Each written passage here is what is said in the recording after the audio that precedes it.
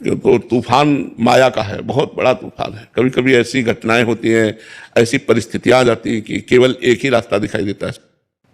जब ऐसी स्थिति आवे उस समय भगवान का आश्रय लो और नाम जप करो, देखो तूफान ऐसे ऐसे उड़ जाएगा और आप बिल्कुल बच जाएंगे। भगवान बचाते हैं। हरि स्मृति सर्व विपद विमोक्षणात्।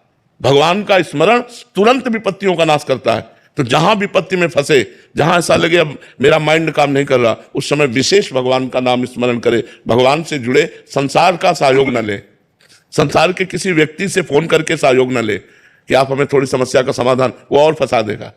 भगवान से सहयोग ले, एकदम एकांत हो जाए और हृदय से भगवान को पुकारे, भगवान का स्मरण करे, नाथ आप मुझे रास्ता दीजिए। ऐसी परिस्थितियां फंसती है जिसमें व्यक्ति तो सहयोग कर ही नहीं सकता। अगर किसी व्यक्ति के सहयोग की सोची जाए तो और बिगाड़ देगा, वो संभाल नहीं पाएगा, वो हमारी समस्या को नहीं समझ पाएगा।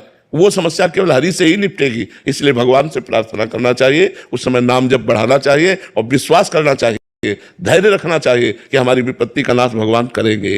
हरि स्मृति सर्व विपद विमोक्षणात्। ये हम तुम्हें बिल्कुल पक्की बात कह रहे हैं। भगवान के सिवा कोई नहीं, सब असमर्थ नजर आते हैं। ये हमको हमारा शोषण कर सकता, पोषण नहीं कर सकता। इसलिए एक ही केवल सहयोगी होते हैं, भगवान, और हम उनका आश्रय लें और उनको भजें, उस समय तभी हमारा मंगल होगा। महाराज जी, अगर फिर भी विपत्ति दूर नहीं हो रही तो वो भी उसी को करते रहो। समय लग जाएगा, हो जाएगा, विश्वास करो। समय लग सकता है लेकिन वो कार्य हो जाएगा।